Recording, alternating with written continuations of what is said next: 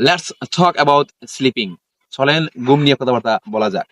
If you ask me whether I slept well last night or not, যদি আপনি জিজ্ঞেস করেন যে গত রাতে আমি ভালো ঘুমাইছিলাম কিনা, I would definitely say, আমি অবশ্যই বলবো no.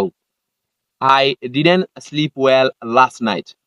গত রাতে আমি ভালো করে ঘুমাইনি. Or another way we can say this sentence, অন্যভাবে বলতে পারি, I couldn't sleep well.